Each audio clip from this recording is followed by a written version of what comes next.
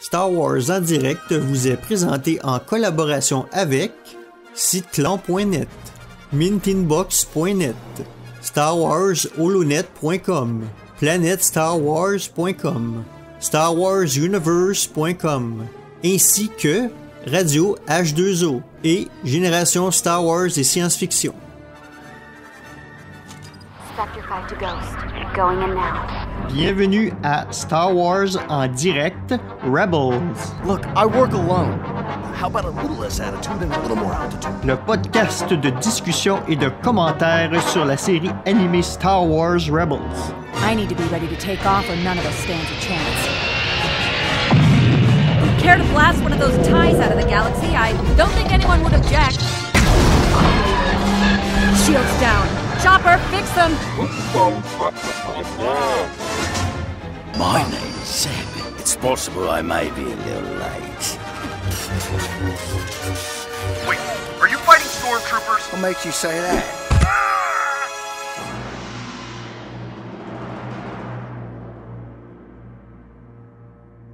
Bonjour et bienvenue à Star Wars en direct, émission spin-off rebelle numéro 12 pour la suite des épisodes, à savoir les épisodes numéro 12, 13, 14 et 15, donc c'est-à-dire les quatre épisodes suivants, après la duologie que nous avions, qu'avait plébiscité d'ailleurs Jérémy, il avait dit c'est génial et tout, Céline également, sur So Guerrera, avec leur personnage préféré Clic-Clac, et donc maintenant surtout le magnifique nom de personnage trouvé de manière très inventive par les scénaristes.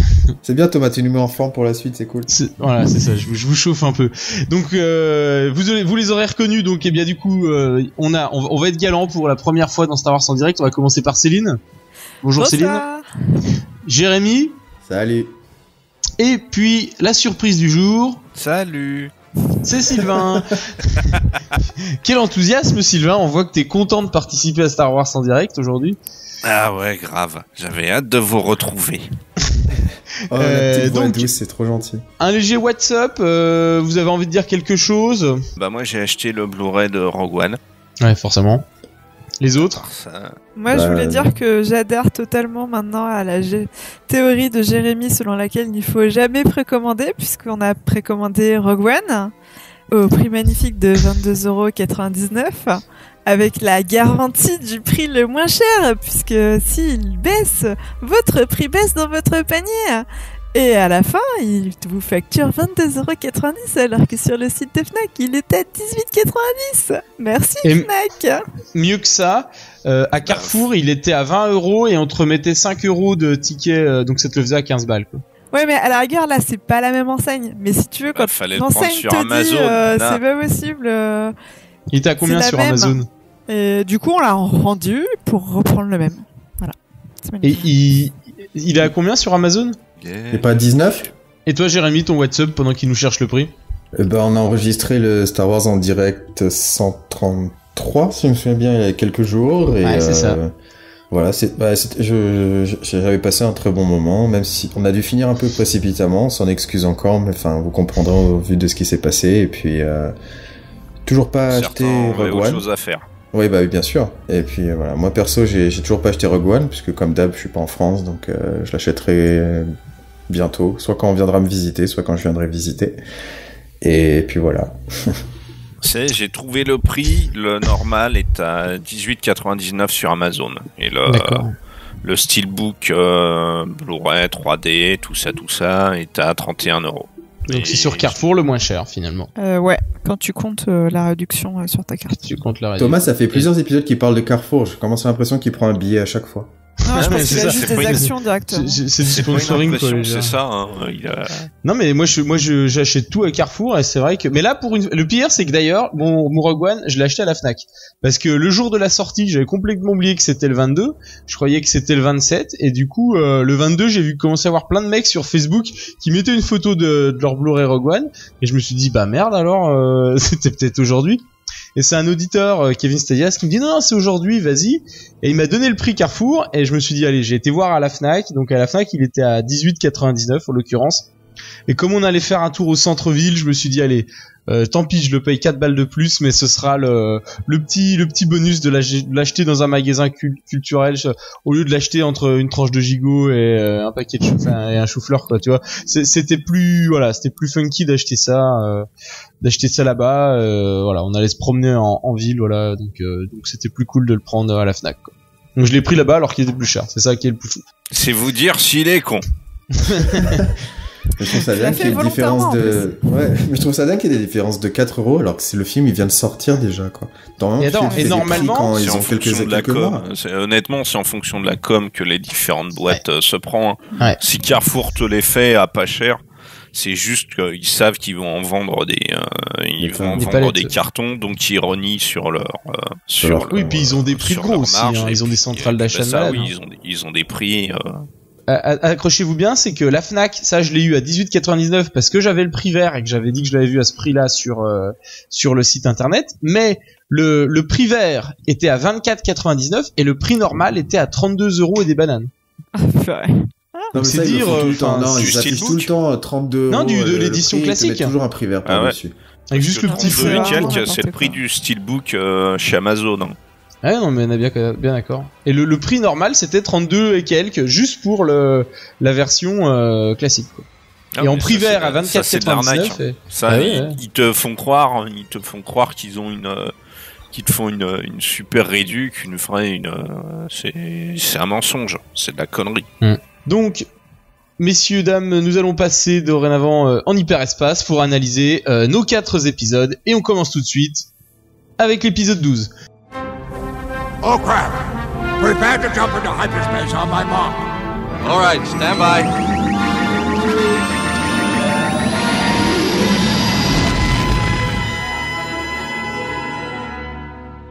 Avec l'épisode 12, qui s'appelle Mission de repérage, en français. Le titre original c'est Warheld, et qui est sorti le 14 janvier. Alors la petite particularité de cet épisode, c'est que c'était Gary Whitta qui a écrit le scénario, donc Gary Whitta qui a écrit le film de Rogue One.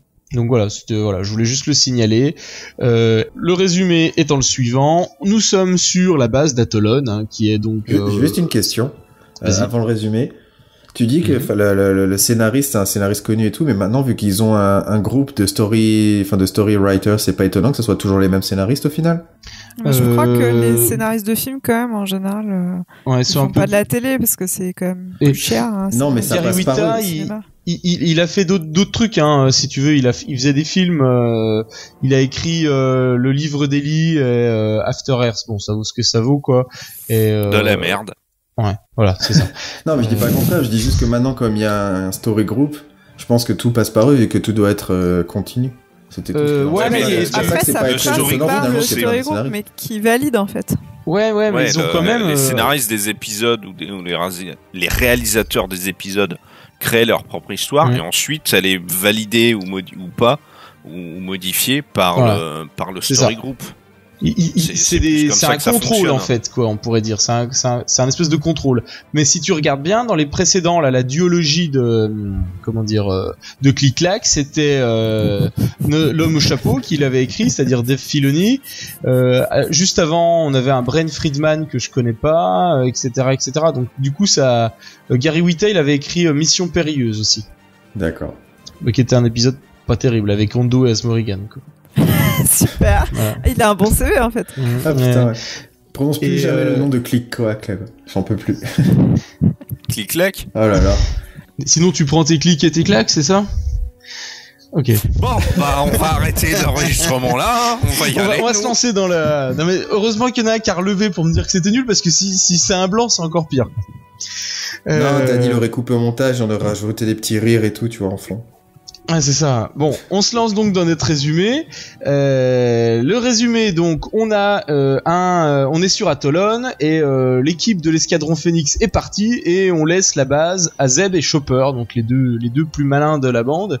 Donc du coup, on est envoyé en fait un espèce de nouveau droïde d'infiltration de l'Empire qui a une tête toute gentille et qui est tiré d'un des concept art de Ralph McQuarrie.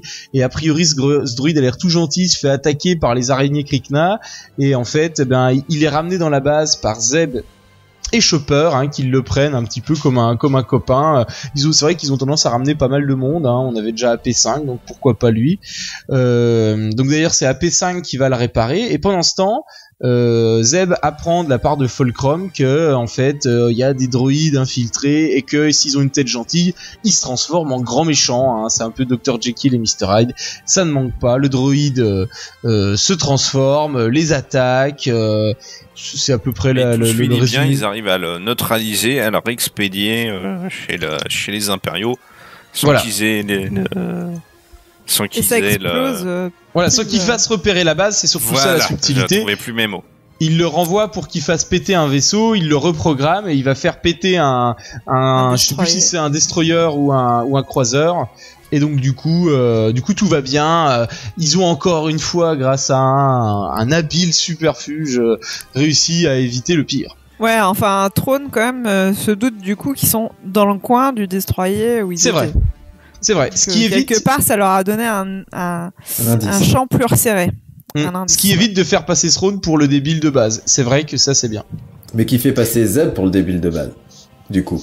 Non, mais ça, il n'y a pas eu besoin de cet épisode pour ça. C'est quand même le coup classique de les personnages principaux secondaires qui sont libérés, qui doivent se débrouiller tout seuls et qui enchaînent les conneries les unes après les autres jusqu'à ce que par miracle ils arrivent à s'en sortir.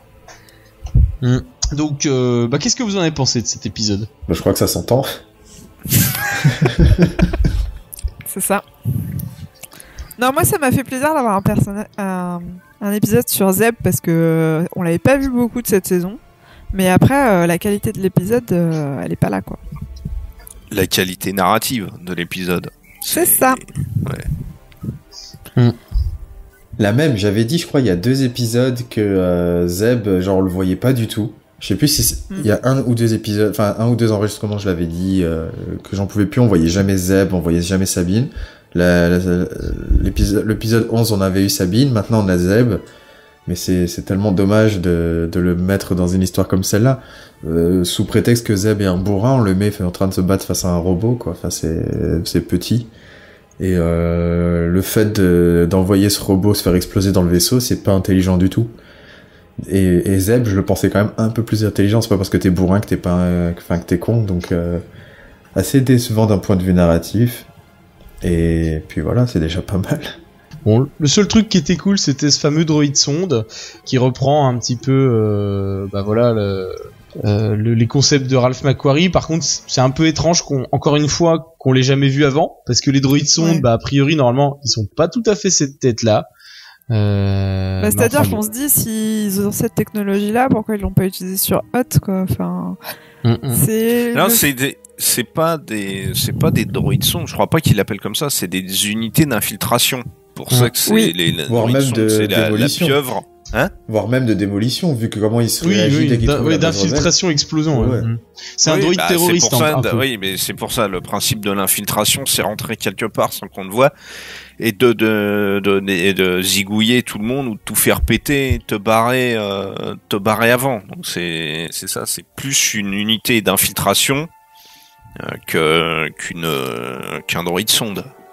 Alors sur internet là c'est pareil, en live j'ai demandé l'avis à certaines personnes, savoir ce qu'ils pensaient un petit peu de la deuxième partie de saison. Tout le monde me fait des commentaires sur les épisodes qui suivent, mais celui-ci, le seul élément que j'ai, c'est que les gens n'ont pas aimé. C'était du genre, je les ai tous aimés, sauf celui avec le droïde impérial dont j'ai oublié le nom. Donc ça veut dire que voilà, c'est un épisode qui n'a pas EXD-9. Le point positif de cet épisode quand même, c'est le nouveau droïde, je sais plus comment il s'appelle. J'adore son humour un peu sombre. AP5. Ouais, je l'aime bien. Et j'ai trouvé cool qu'il soit resté avec Zeb et qu'on le voit aussi un peu parce que on le voyait plus beaucoup. Enfin, tu me diras, on voit pas Chopper beaucoup plus, mais j'ai trouvé ça cool qu'il développe aussi un peu ce droïde et qu'il soit jaloux du nouveau en disant non, il sera jamais meilleur que moi. Ça, c'était quand même assez sympa ça. Ouais, il a un humour cynique qui est assez bon. Ouais. Alors. Je vais vous proposer de déjà donner vos notes. 1 sur Vas-y 5. Sylvain. Combien ? 1 sur 5. Non mais attends, on met des notes sur 20 dans Star Wars Rebelle. Sur 20 ? Oh ça fait 5. Ouais, voilà, ça fait 4. Ça fait 4. Putain, je sais pas. Ça fait 4. Ah, tu lui mettrais 4? Non, mais Sylvain, je me fais chier. Tu mets 4 pour de vrai ou c'est une note provoque là? Bah, c'est les deux, mon capitaine. D'accord. On s'y fait chier. Il y a que le design du robot qui est pas mal. Le reste de l'histoire est bidon, bateau, vu des milliers de fois. Bon, voilà. Ouais, ça vaut même pas la moitié de la moyenne, quoi. Ok. C'est suivant. Les autres. Céline. Moi, je lui mets 11 parce que voilà, je suis contente d'avoir vu Zeb. Loïc, Jérémy. Ça fait 2 fois. Moi, 7. Ah, vous êtes dur quand même. 7, c'est la note la plus basse que j'ai mise de ce que je me souvienne. Ah ouais. Moi, je lui mettrais au moins 12 quand même. Je le trouve largement meilleur que celui avec Kaz Morrigan et puis Hondo Onaka, quoi. Enfin. Je suis d'accord. Non. Écoutez, je trouve que, je sais pas, il est un poil au-dessus. Puis rien que pour l'idée d'avoir, alors ça fait un peu fan service, mais Ralph McQuarrie, c'est une bonne idée de l'utiliser. Ouais, enfin, mais un jour, on aura tous les utiliser, ils en auront plus en stock. Ils vont être vraiment dans la merde parce qu'ils devront embaucher des vrais dessinateurs maintenant. Et franchement, utilisez du Ralph McQuarrie, utilisez-le pas pour Rebels, quoi. Utilisez-le pour autre chose. Non, puis il y a la petite feinte quand même de le renvoyer, et puis de Throne ça fait un peu avancer le fil conducteur.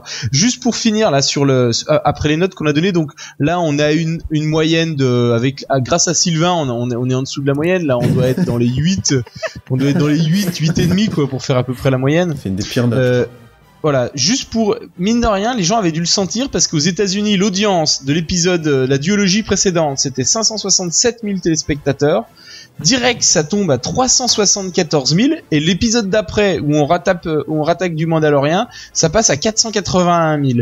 Comme quoi, je pense que le teasing de chaque épisode a une influence quand même. C'est après clic-clac, les gens se sont dit j'en ai ma claque. Non, mais c'est même pas ça, mais c'est une histoire. On est bon dans les jeux de mots là. Les plus de jeux de mots possibles sur clic-clac. Avec des personnages qui sont pas principaux. Ça va pas marcher. Et c'est pas aussi que les retombées de l'épisode précédent, c'est aussi parce qu'aux États-Unis il y a énormément de bandes annonces, ils font des bandes annonces pour tout, et donc les gens ils ont vu que c'était un épisode que sur Zeb qui, je pense pas soit peut-être le personnage favori, je pense pas, et du coup, voilà. À l'avance les gens ça les faisait chier quoi. Pas forcément parce que l'épisode où il y a Calus avec Zeb dans le trou, il est génial cet épisode, c'est un des meilleurs. Il y a Calus et il y a un gentil, un méchant dans un trou, ça fait forcément des trucs intéressants. Non, ouais. C'est moi je dirais rien, mais j'ai plein de trucs bizarres là qui me passent par la tête. Ça peut. Vous êtes tous tordus. Je vais épargner les auditeurs, surtout les mineurs, mais. Bon, allez, on va passer au prochain. Hein, on se lance sur le suivant, donc qui s'appelle le sabre du pouvoir. Et qui lui donc du coup a eu un bien meilleur résultat en termes comme je vous le disais d'auditoire, d'audience, et le scénariste cette fois-ci c'est Dave Filoni, donc tout le monde le connaît. C'est le même qui a écrit le scénario de Click Clack et qui pilote quand même l'ensemble des séries télé. L'homme au chapeau, ouais, celui qui nous a dit Ahsoka is alive. Oui, c'est le fameux t-shirt. Qui dirige le show. Point d'interrogation, point d'exclamation. Si jamais on s'en doutait pas. Alors, l'idée de cet épisode, c'est de focaliser sur les Mandaloriens. Dans cet épisode, on a Kanan qui vient de nous ramener donc le fameux sabre noir de la planète d'Atomir. Et du coup, il appelle Fenrau pour lui présenter ce fameux sabre laser. Enfin, c'est pas tout à fait un sabre laser, mais un sabre laser mandalorien. Et il lui dit que c'est un sabre laser de la maison Vizsla et que c'est le grand symbole des Mandaloriens, et que grâce à ce sabre laser, Sabine pourrait réunifier tous les Mandaloriens, parce que les Mandaloriens ils sont tous engueulés, ils se font la gueule, tout ça, ils sont pas d'accord. Et donc du coup, ce serait un moyen de tous les réunir. Oui, c'est le sabre noir. J'ai ma fille à côté qui me dit c'est le sabre noir des fois que je sois pas au courant. Merci Lila. Et donc du coup, Kanan commence l'entraînement de Sabine avec Ezra. Bon, on a une petite partie entraînement qui vaut ce qu'il vaut. Mais voilà. Et après que une grosse partie, une grosse partie. Oui, il y a quasiment que ça. Ouais, tout cet épisode-là, c'est essentiellement de l'entraînement au sabre laser de Sabine. Et surtout, faut dire pourquoi il l'entraîne. Pourquoi d'un coup... vas-y. Vas-y. Allez, complétez ma présentation, mon résumé, allez-y. Il l'entraîne parce qu'ils veulent que ça soit elle qui prenne la tête de tous les Mandalores. Et c'est seulement la personne qui a le sabre noir. Avec peut-être l'espoir de les ramener dans la rébellion aussi, quoi, de s'en servir un peu. Oui, de les unir surtout, de tous les unir. Et peut-être de s'en servir, non? Enfin, je vous l'avais pas vu comme ça, vous? Si, non, moi, bien sûr. De quoi se servir du sabre? S'en servir pour la rébellion, quand même. Non, moi je le voyais parce que c'est le symbole de réunification. C'est celui qui a le sabre noir qui est supposé être le leader. Et c'est pour ça qu'il l'entraîne, parce qu'il y aura toujours quelqu'un pour la défier, et c'est elle qui doit gagner pour être à la tête. Mais s'ils sont copains avec le leader de l'ensemble des Mandaloriens, tu te dis pas que les mecs, à un moment, ils se disent, bon, si on est copains avec le chef des Mandaloriens, on ramène tout le monde avec nous, et puis ça fait quand même un sacré atout pour... Si c'est le but, mais j'ai l'impression que t'as l'air d'être étonné de ça. Non, je suis pas étonné, je dis juste, pour moi c'est ça, quoi. Enfin, vous êtes d'accord? Oui. On est d'accord. Okay. Bon, tout va bien, on est tous d'accord. Je vous laisse faire des commentaires. Après, je vais relever quelques commentaires des auditeurs. C'est la séance d'entraînement la plus courte au monde avec les meilleurs résultats. Ouais, j'avoue, elle est trop forte cette Sabine. Et Kanan qui doute de ses compétences d'enseignant, putain. Encore.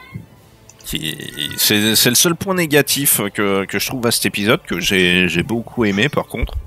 C'est Kanan qui est encore là. Est-ce que je suis un bon maître? Bon, ça fait 3 saisons quand même qu'il entraîne Ezra et qui s'en sort bien. Ezra, ouais, voilà. Donc à un moment, ça veut dire bien 5 minutes, les remises en question. Mais à part ça, je trouve très très cool le principe du sabre, qui est capable de réunifier les Mandalos. J'aime bien le personnage de Sabine dans cet épisode-là. Et de l'autre Mandalo, Fenro, même si je suis pas du tout, je déteste son armure en fait. J'aime pas son armure à lui, mais non, moi je trouve ça très cool ce sabre-là. Vas-y. Moi j'ai adoré Ezra sur cet épisode. Moi je l'ai détesté justement. Ah d'accord. Moi j'ai trouvé tête à claque, je trouve qu'il prenait de haut et tout, vraiment c'est un gosse. Justement, je trouvais qu'il était pas du tout condescendant, je trouvais qu'il essayait vraiment, parce que on est d'accord sur le fait qu'il est plus ou moins amoureux de Sabine, en tout cas. Ouais, mais il en profite pour faire le papa quoi. Non, mais j'avais l'impression que vraiment c'était vraiment à chaque fois de la sympathie, qu'il essayait vraiment de l'aider, et du coup je me disais mince, il devient entre guillemets de plus en plus de moins en moins sombre, dans le sens où il partait beaucoup du côté obscur, etc. Et on pensait, la grosse théorie, c'était qu'il tourne, qu'il devienne un Sith. Et après cet épisode-là, je m'étais dit non, en fait, j'ai l'impression que dans le fond, il est vraiment gentil, et que finalement, il tournera peut-être pas. Et c'est pour ça que j'ai adoré cet épisode sur cet aspect-là. Après, moi, j'ai trouvé qu'il était gentil parce qu'il faisait le malin. J'ai l'impression qu'il a une forme de sagesse qui commence à venir. C'est ça.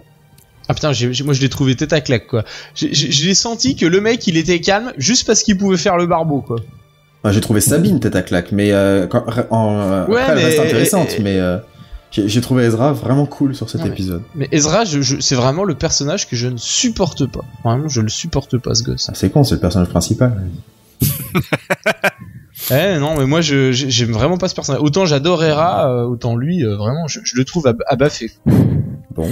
Non, mais c'est pas mal cet épisode. Il te montre un peu comment ils peuvent entraîner avec des bâtons en bois d'abord, et puis ensuite seulement avec le sabre. Voilà. Je crois que c'est Hera qui conseille à Kanan de lui faire confiance et de lui laisser directement le sabre pour quelque part elle sente cette responsabilité en même temps qu'elle se bat. C'est pas mal. Moi, je suis comme Céline, le même avis. J'ai pas ressenti de côté tête à claque quel que soit le personnage. T'as quand même des interactions et des retournements de situation un peu classiques, les doutes de chacun, les peurs, les appréhensions, le mec qui se la raconte un peu mais sans trop que ça en rajoute. Non, ouais, j'ai bien aimé celui-là. Oui, puis finalement, elle explore aussi un peu son background avec les histoires avec l'Empire, pourquoi est-ce qu'elle est plus avec sa famille. Ouais, je crois que ces doubles épisodes-là, on en apprend le plus sur son histoire à elle. Ouais. C'est un des meilleurs épisodes, je pense, de la saison. Enfin, avec le suivant. Moi, je me suis il y a quand même le fait que l'entraînement est rapide, mais après, on peut le pardonner parce qu'il faut que ça aille vite. L'épisode dure 25 minutes. Je dirais que c'est plutôt une introduction au suivant, quoi. Clairement, tout seul, l'épisode, il a pas vraiment d'intérêt. Mais... Oui. Bon, après, ils disent, une semaine s'est passée, est-ce que tu penses qu'elle sera prête? Bon, tu peux dire 3 semaines. C'est pour dire... En même temps, Luke Skywalker, il est resté combien de temps chez Yoda? Sur Dagobah. Franchement, moi, je suis pas sûr qu'il y soit resté plus de 3 jours. Il n'a pas fini. Il le dit clairement qu'il a pas fini. Mais t'avais des plans qui alternaient par rapport sur l'Empire contre-attaque. Mais bon, le film faisait 2h15, donc c'est pas vraiment comparable non plus. Mais on n'a jamais de référence de temporalité de toute façon, donc il pourrait se passer 5 ans entre. Sur Dagobah, on le saurait pas, donc. Oui, mais là, en l'occurrence, ils disent une semaine. C'est pour ça que je dis ça. Mais Mère, elle sait quand même se battre. Oui, elle part pas de rien. Avec des flingues, pas avec une épée, pas avec. Oui, mais étant donné que c'est une Mandalorienne, je pense qu'elle a eu un minimum de base de combat, d'armes en tout genre. Donc utiliser un sabre, un bâton plus une semaine après un sabre. Bon, ça me dérange pas plus que si c'était vraiment une personne, tu me dis le mec lambda à moitié aveugle qui boite et qui est bossu. Ouais, en une semaine, il a appris à se battre au sabre, il pète la gueule à tout le monde. Je suis très étonné, alors que là, c'est une Mandalo, la Miss. Donc bon, qu'elle ait besoin que d'une semaine pour se battre correctement au sabre, ça me dérange pas trop, quoi. Après, ça m'a pas trop dérangé, je trouve ça c'est un détail, c'est pas un détail qui me fait détester l'épisode comme il y en a eu sur les épisodes précédents. Ce qui est dommage, c'est qu'on s'éloigne de plus en plus de l'esprit de départ de Star Wars Rebels, où on avait un peu une cellule rebelle anonyme que personne connaît et qui est un peu humble. Maintenant Hera, on a appris que c'était la fille du grand rebelle. Sabine, c'est la fille de celle qui dirige tout dans la maison Vizsla. On a Zeb qui est le dernier. La maison Wren. Oui, pardon. La maison Vizsla, c'est pour le sabre. Je me suis embrouillée. Mais les maisons mandaloriennes, j'ai du mal. C'est une des maisons mandaloriennes, mais après, au même temps, moi ça me choque pas parce que les personnages de Star Wars Rebels sont jeunes. Qu'est-ce qui fait que ces jeunes-là en sont déjà là? Ils avaient quand même déjà un petit background, si tu veux, pour que si jeunes, ils en soient déjà là. T'arrives pas comme ça aussi rapidement là, à cet endroit-là, quoi. Il fallait qu'ils aient baigné dedans. Donc ça me choque pas vraiment. Non, c'est vrai, mais je sais pas. Moi, j'aimais bien le fait que ce soit un peu des anonymes, que ce soit n'importe quel rebelle, quoi, quelque part. Bah moi, je préfère ça, quoi. Ça leur donne du background, je trouve. Enfin. Après, oui, je trouve ça bien qu'on voit leur background et qu'ils soient riches. Et puis d'ailleurs, tiens, je reprends pour faire une transition. Il y a Loïc Bock qui ne participe pas, mais qui nous a fait un commentaire là sur la page que j'ai demandé. Il nous a mis épisode 13, enfin du background justement qui se développe pour le cast. Il en aura fallu de l'attente. D'ailleurs, il en profite pour mettre un 15/20. Et de manière générale, les gens là qui sont intervenus sur les réseaux sociaux sont unanimes. Les épisodes sur Mandalore, tout le monde a adoré, quoi. Vous voulez rajouter quelque chose ou vous donnez vos notes avec votre commentaire? Moi j'ai hésité entre 13 et 14, on va dire 14. Sylvain? Moi je mettrais un 15. Céline? Nous avons peut-être momentanément perdu Céline. En effet, elle est plus sur la conversation. Donc, Céline ayant eu un problème avec son ordinateur, on va être obligé de se passer de son avis.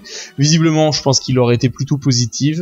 Moi, me concernant, je mettrais un petit 13, c'est-à-dire que j'ai trouvé ça sympa, mais la période où on s'entraîne, je me suis un peu fait chier. Donc ça nous fait Ouais, beaucoup moins, ouais. Bah, ça se sent, de toute façon. Et donc, du coup, ça nous fait une moyenne dans les 14, quoi, du coup. Et donc, nous passons, on pourrait dire, à la deuxième partie de cet épisode, hein, puisqu'ils allaient de pair, hein, l'un et l'autre, donc qui s'appelle l'héritage de Mandalore, justement où on va pouvoir utiliser ce fameux sabre noir. Le scénariste c'est Christopher Yost, hein, bon, je connais pas, donc là j'ai très peu de choses à dire là-dessus. Et étrangement, le nombre de téléspectateurs a énormément diminué, il est passé à 360 000. Dans cet épisode, pourtant, Sabine, Kanan, Ezra, Fenro et Chopper vont sur la planète Cronest. Alors Cronest, juste pour donner un petit peu de géopolitique, c'est une des planètes, ce n'est pas la planète des Mandaloriens, c'est une des planètes, non pas de Mandalore, mais du système Mandalorien, donc elle est proche de la planète Mandalore, et on remarque qu'en fait l'ensemble des différents Mandaloriens qui ont fait scission se répartissent sur différentes planètes au sein du système Mandalorien. Et donc Cronest, c'est une de ces planètes qui en fait partie. Donc je dis juste ça parce que on a eu des commentaires certaines fois où on nous dit, j'ai vu dans certains commentaires des gens qui trouvent que Mandalore ne ressemble pas assez à la planète qui est vue dans The Clone Wars. C'est normal, ils sont pas sur Mandalore, ils sont sur Cronest. Donc c'est voilà pourquoi ça s'explique quoi. Moi-même je me suis fait la remarque quand j'ai regardé la première fois, je me dis elles sont où les maisons cubiques qu'on voyait. Et encore on pouvait se l'expliquer puisque la végétation autour ressemblait à peu près pareil, puisque sur Mandalore on avait des grandes surfaces vides. Je parle dans The Clone Wars et non pas dans l'ancien univers étendu. Donc voilà, ils sont donc sur Cronest et ils ont un atterrissage en catastrophe. Kanan et Ezra se font embarquer par Tristan Owen qui est le frère de Sabine.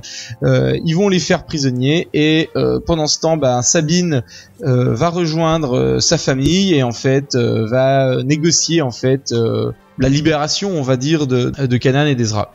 Vous avez des éléments à rajouter, compléter un petit peu l'histoire, je donnais juste le tempo. Alors on a également dans cet épisode une conversation entre Ursa et Gar Saxon qui est espionnée par Fen Rao, qui mène à un conflit puisque le Mandalorien veut bien épargner le clan Wen à condition que les Jedi lui soient remis. Donc on lui remet donc les deux Jedi, ce que je vous disais tout à l'heure, être prisonniers. Ils remettent leurs armes. Du coup, le gouverneur de Mandalore récupère donc le sabre noir et dit que c'est le clan Wen qui a trahi l'Empire. Et du coup, on a un affrontement entre Mandaloriens. Donc, bien évidemment, la rebelle donc Sabine finit par vaincre le gouverneur de Mandalore. Et il tente à la fin de lui tirer dans le dos, mais Ursa donc là-bas d'un tir en plein cœur, et donc du coup Sabine récupère un petit peu le leadership sur les Mandaloriens. Voilà pour ce qui est de notre résumé. Je vous écoute, messieurs, pour savoir ce que vous en pensez. Moi j'ai beaucoup aimé dans la suite de l'épisode précédent. J'aime beaucoup le combat final parce que j'ai toujours été le déplacement de la lame noire, c'est toujours un effet que j'aime beaucoup, que je trouve très très très beau. Donc j'ai toujours adoré de voir ce sabre en action. J'ai pas de points négatifs concernant l'histoire de cet épisode-là. Non, j'accroche beaucoup quoi. J'aime beaucoup les Mandaloriens, même si ils ont encore le concept basique de Ralph McQuarrie pour Boba, qui est réutilisé pour plein de leur armure. Encore du recyclage de McQuarrie. Mais non, je suis très content de cet épisode quoi, et que Sabine, cette Mandalo multicolore, se retrouve en gros à la tête des Mandaloriens. Je trouve ça marrant. Et Jérémy ? Je l'ai aimé autant que le précédent. J'ai trouvé que c'était un bon épisode dans l'ensemble. Encore quelques trucs qui me tiquent, qui me font tiquer. Mais pareil que Sylvain, l'action du sabre noir est juste super. Et j'adore le design de Tristan. Le design de McQuarrie, c'est ça, comme tu m'as dit? Ouais, c'est ça. Ouais, je sais pas si je prononce bien, mais ouais, non, moi non plus pour le coup. Mais ouais, après, il y a quelques trucs qui me font tiquer. Je vais les énumérer dans l'ordre. Première chose, c'est que à chaque planète où ils arrivent, ou chaque endroit, en fait, c'est une planète pour 10 personnes. Il y a jamais plus de gens, et je trouve ça tellement frustrant. Ils arrivent dans soi-disant le clan Mandalore, enfin de la mère de Sabine. Ils sont 10. Sérieux, je trouve pas ça logique du tout. pareil, genre il y a enfin ils viennent pour le combat et comme par hasard ils sont 10 contre 10, je sais pas, on me dit qu'il y a le sabre noir, moi je viens à 50, je viens à 100. Enfin, bon, après, voilà, c'est question de budget, tout ça. Mais ça, j'ai du mal à fermer les yeux dessus. Et puis après, c'est un peu pareil, le combat, genre, on entend un tir de blaster. Bon, c'est très bien que c'est pas Sabine qui est morte, quoi. Donc, un faux suspense qui est là pour les enfants, et je le conçois totalement. Et puis, après, voilà, j'ai bien aimé le combat de Sabine. J'ai trouvé que c'est un des premiers épisodes où Sabine est vraiment mise en avant et positivement, parce que je me souviens qu'il y avait un épisode la saison dernière où Sabine était genre le personnage principal et elle faisait son caca nerveux et c'était insupportable. Donc je suis content de voir qu'ils arrivent à rendre les personnages intéressants et les rendre attachants.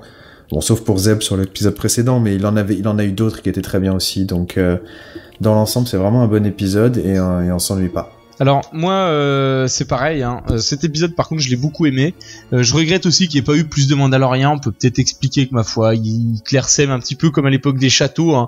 On a la maison principale, puis on peut imaginer qu'il y a plein d'autres maisons en dehors. Voilà, c'est ce que je me suis dit pour me réconforter. Par contre moi alors je reprends d'ailleurs un élément de Loïc qui nous dit: génial, mais je suis un peu perdu visuellement dans les Mandaloriens. J'aimais bien l'unité de l'ancien canon. Le chacun a sa propre armure, c'est déroutant. Alors, je suis moyennement d'accord avec lui. Je suis d'accord qu'on est un peu perdu dans tous ces Mandaloriens parce qu'il y en a beaucoup trop. Par contre, à l'époque, pour moi, les Mandaloriens, ils avaient tous en fait leurs propres armures. Ils avaient des armures perso. Alors, je sais pas si c'est ce qui sous-entend. Alors que là, ils ont des mêmes armures, mais par team en fait, on va dire. Ouais, par clan. Voilà, par clan. Donc ça me choque pas. Pas de bêtises, c'est vrai que dans l'ancien UE, c'était un peu chacun son armure, ouais, et encore exactement. Chacun son armure, mais il y avait des couleurs. Si je dis pas de bêtises, le jaune, alors je sais plus si c'est le jaune ou le noir qui était pour la justice et la vengeance. Je me rappelle d'un comics ou d'une BD d'un gars d'un Mandalo justement qui repeint son armure en noir et or parce que il part à la chasse du mec qui a buté sa famille, qui l'a laissé pour mort, et il veut à la fois la vengeance et la justice, et donc il se repeint en noir et or pour symboliser ce truc-là. Là, ils ont un peu, c'est vrai qu'ils ont harmonisé en fait, c'est une couleur ou un ensemble par clan.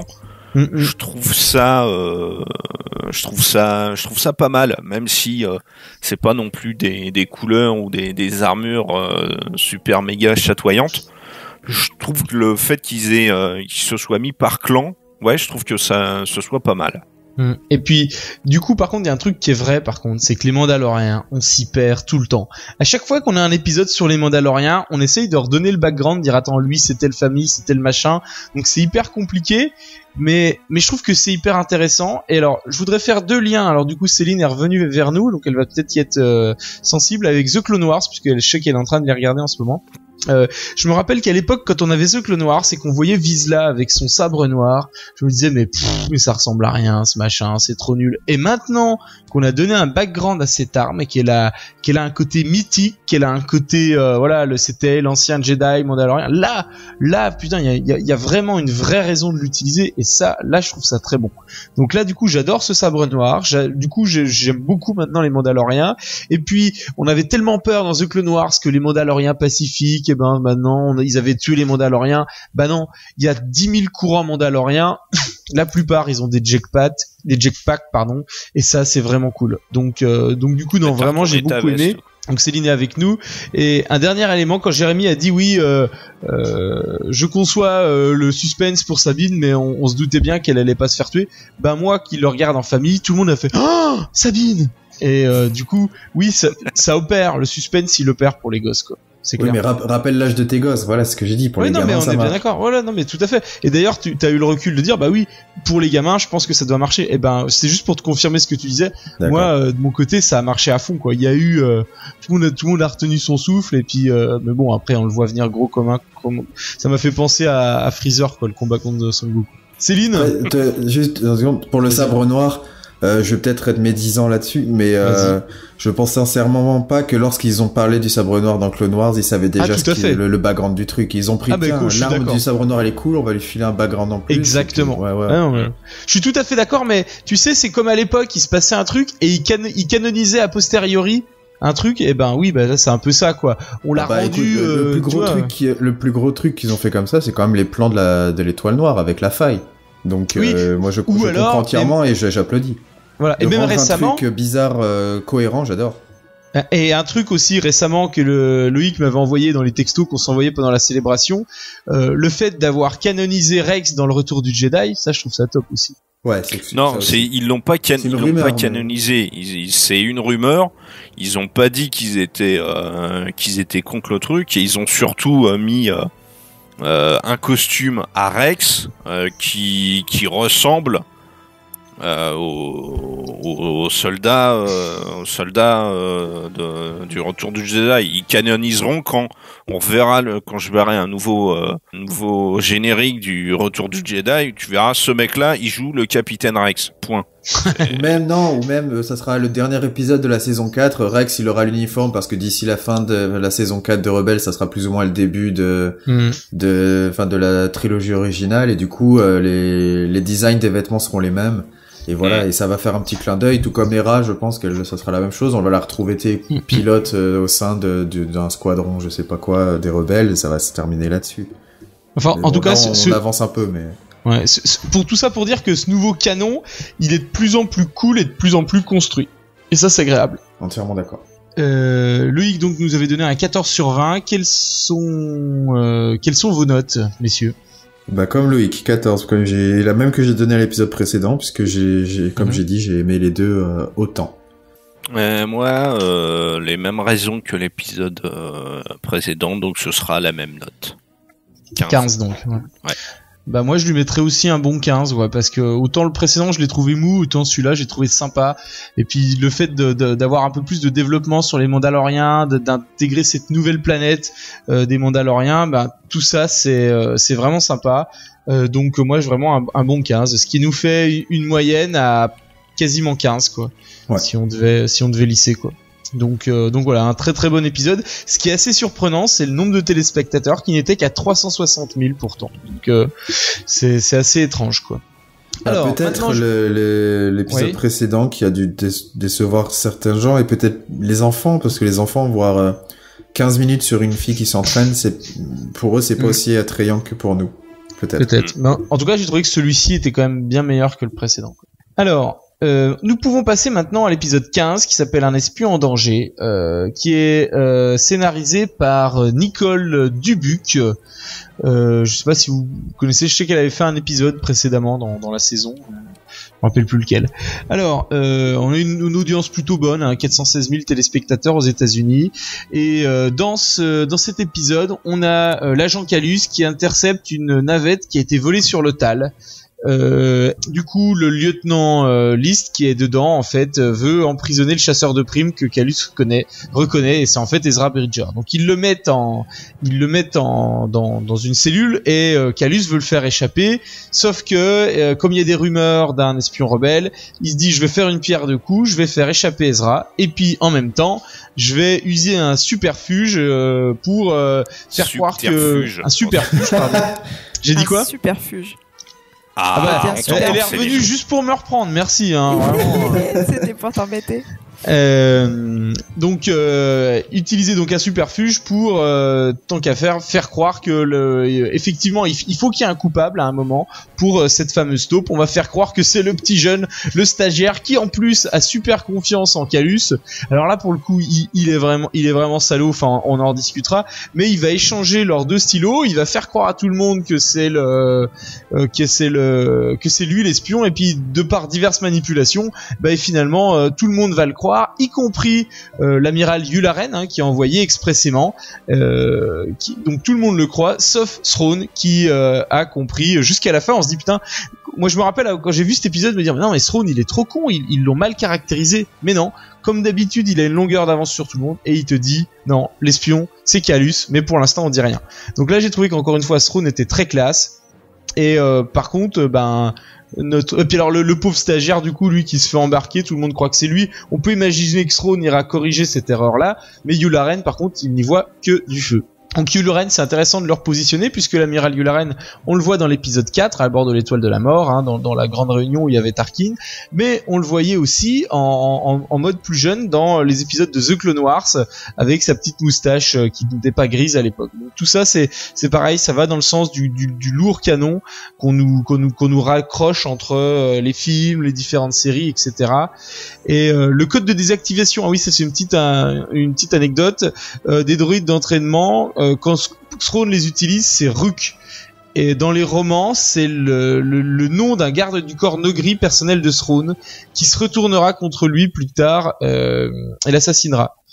Et donc du coup ça c'est intéressant et ça montre encore aussi un peu le lien aussi avec l'ancien canon mais sans trop insister. Et à cette époque, quand l'épisode était sorti, on ne savait pas encore que les Nogri allaient revenir dans la saison 4 de Rebels.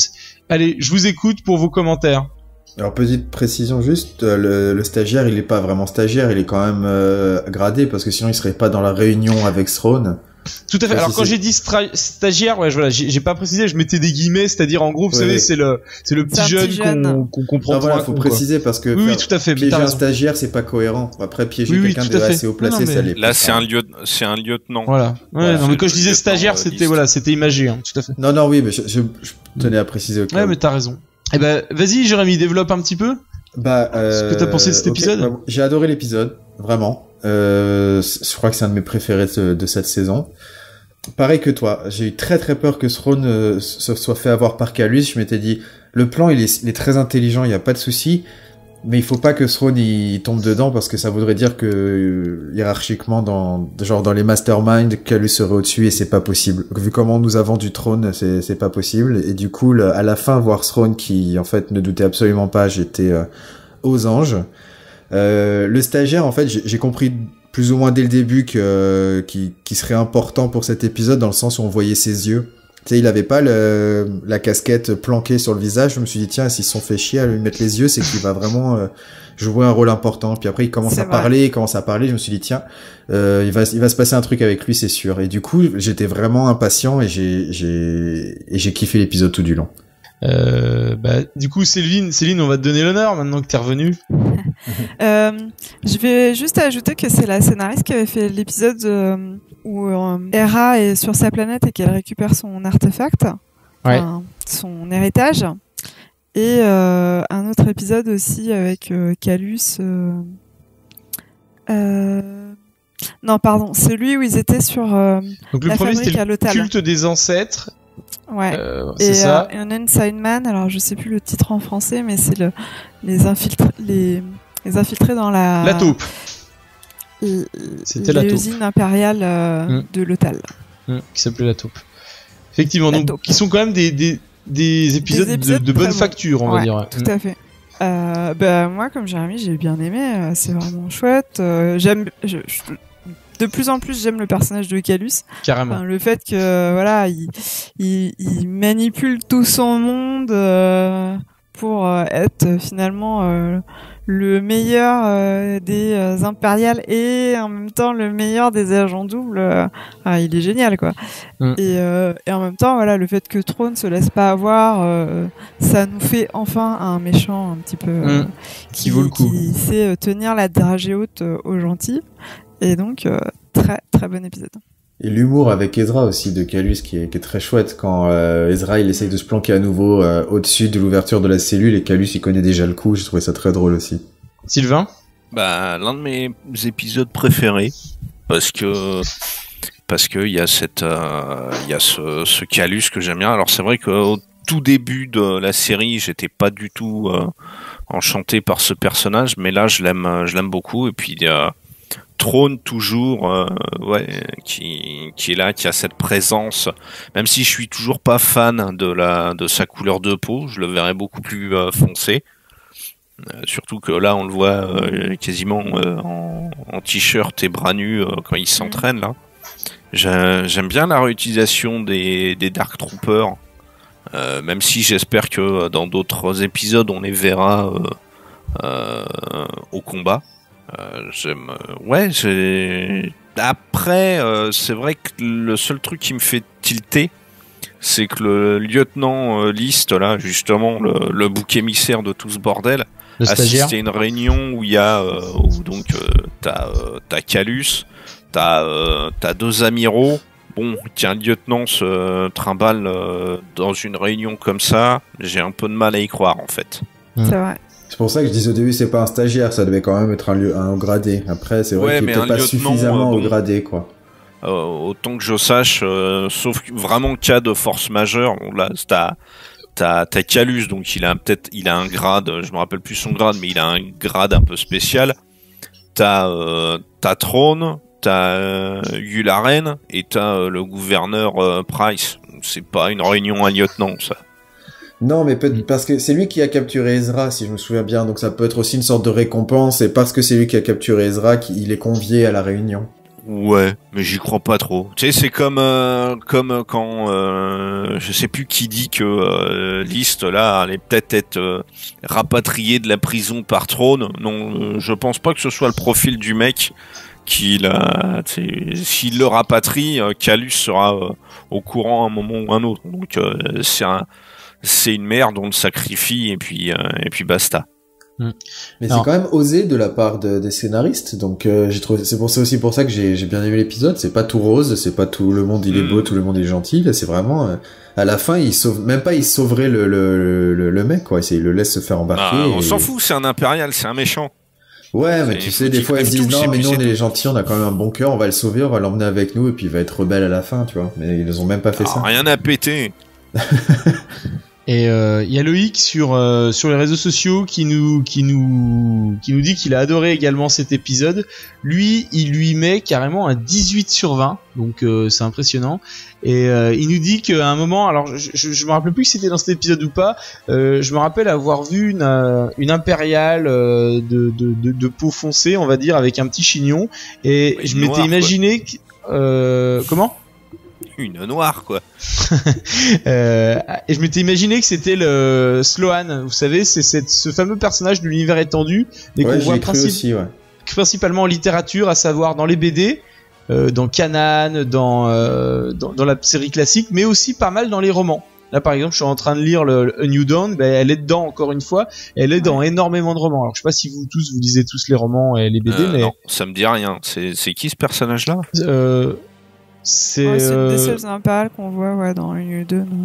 D'accord. Ouais, et puis dans pas mal de BD aussi, quoi. Ouais, mais c'est un joli clin d'œil si c'est elle. Mais alors voilà, il y a rien qui a été officialisé par contre. Donc voilà. Et lui, Loïc, il lui met un 15 sur 20, un 18 sur 20. Moi personnellement, j'ai adoré cet épisode également, hein. Et puis un truc que je voulais souligner aussi, c'est la musique de Throne, qui est quand même géniale et qui donne un ton enfin, je veux dire, la musique qu'elle correspond tout à fait à l'image que je me faisais de ce personnage dans l'univers étendu. Et je sais que certains ont commencé à lire les romans là en VO de Throne. Et, franchement, j'ai qu'une hâte, c'est de lire ce bouquin. Et je trouve que Throne, il a la classe. Dans chaque épisode, à chaque fois, j'ai vraiment cette angoisse de sa caractérisation, de me dire, est-ce que le personnage va pas descendre en stature, un petit peu comme Grievous. Je sais pas si vous vous rappelez, dans la toute première série Clone Wars en 2D, c'était le droïde tueur dont tout le monde avait peur, et The Clone Wars avait complètement décrédibilisé ce personnage en le faisant passer pour le lâche, celui dont on rigole, dont on se moque. Pathétique, voilà, qui sert à rien sauf à tuer des Padawan de merde. Voilà, et qui va nous amuser, qui va se faire flinguer par un Padawan. J'avais peur que Throne chope la même maladie que Grievous, et c'est vraiment pas le cas. Et c'est cool. Vraiment, c'est cool. Non, mais ce sera pour la prochaine série, parce que tu vois, Grievous, il est passé de la série 2D à 3D à Unlock. Ensuite, c'est Ando. Et puis, la prochaine sera Throne. C'est ça, ouais. C'est ça, il y a un truc qui traîne, ils se le filent des uns aux autres. Ouais, c'est une maladie. Enfin, en tout cas, on va déjà se contenter de ce qu'on a pour l'instant. On va déjà s'en contenter pour l'instant, c'est plutôt cool, quoi. Voilà, on essaye de voir le point positif. Ah oui, et si je voulais dire un truc, c'est que finalement, moi, ça m'a quand même, il m'a fait mal au cœur un peu notre agent Calus parce qu'il est vraiment salaud avec le petit jeune, parce que franchement, il le manipule et il lui fait vraiment, quand même, ça s'appelle un sale coup de pute. Hein, désolé Danis pour le gros mot, mais là, franchement, le mec, il abuse quand même, quoi. C'est immonde, quoi. Enfin, je veux dire. Quand t'es dans la rébellion, est-ce que tu peux aller jusque là? Alors visiblement, on a vu que dans Rogue One, on pouvait aller loin, oui. mais ouais. C'est très bien. Moi, je trouve ça très bien. Oui, non, mais c'est bien qu'ils osent dans les dessins animés. Je vous propose de donner vos notes. Bah allez, Sylvain. 18 ou 19. Ouais, 18,5. Ah, carrément, ouais. Céline. 16. Oh. Quoi? Et Jérémy. Bah j'étais à 16 aussi. Ouais, moi je mettrais un 16 aussi, ouais. Donc on va arriver à une moyenne de 16,5, quoi. Voilà. Donc si on lisse vers le haut, on peut dire 16-17, quoi. Voilà pour ce qui est de l'ensemble des épisodes que nous avions décidé de chroniquer aujourd'hui. Dans le dernier épisode, nous critiquerons les épisodes 15 jusqu'à 18 ou 19, nous verrons. Alors nous nous interrogeons encore sur le fait de faire un live sur la fin de Star Wars Rebels. Alors soit on terminera d'analyser les épisodes 15 au 20, soit peut-être on en regardera un pour la fin, et de toute manière on essaiera de faire un live, puisque là on a eu alors certains ont donné leurs commentaires sur d'autres épisodes à venir. Je vais les garder sur le fil de Star Wars en direct, puisque j'ai posté quelque chose à la dernière minute. Certains sont venus donner leur avis. Là je vois, là il y a Faye Fanel qui vient de poster un commentaire. Certains nous ont fait des commentaires pour plus loin, pour des épisodes qui sont beaucoup plus loin. Donc du coup pour l'instant on peut pas les intégrer. D'ailleurs elle nous dit, d'ailleurs Faye, qu'elle a adoré les épisodes sur Sabine, qu'elle a détesté le fameux épisode sur Maul. Alors là voilà, elle déborde un petit peu, ça, tout ça on regardera pour la suite. Bah celui-là sur Maul, je veux en être. Voilà, donc ce sera plein de trucs à dire. Ce sera pour le prochain épisode de Star Wars Rebels, le numéro 13. Et puis voilà, dites-nous, n'hésitez pas à nous dire sur les réseaux sociaux quand vous écouterez cet épisode, si un live vous intéresse, si vous avez des choses à dire, si vous voulez qu'on échange, parce que souvent c'est vrai que ces lives c'est un autre format, c'est intéressant parce qu'on peut échanger. Donc du coup, merci également à l'ensemble de nos partenaires, à savoir Star Wars Universe, SiteClan.net, Planète Star Wars, Génération Star Wars et Sans Fiction, Mint Inbox. Je te remercie Jérémy. N'hésitez pas à nous faire retour de votre opinion sur un éventuel live sur The Clone Wars. Et puis on va bientôt se revoir. On se reverra à QC en direct live avec Sébastien Galano, Raphaël Gonneau, Sylvain, moi-même et peut-être d'autres. Voilà. Merci à tous. Je foutrai le bordel. Voilà. Vous inquiétez pas pour moi, pour foutre le bordel, et on aura sûrement une petite surprise. Voilà. Donc, de la part de nous quatre, merci d'avoir été à l'écoute de Star Wars en direct spécial Rebels. Et puis, portez-vous bien et que la force soit avec vous.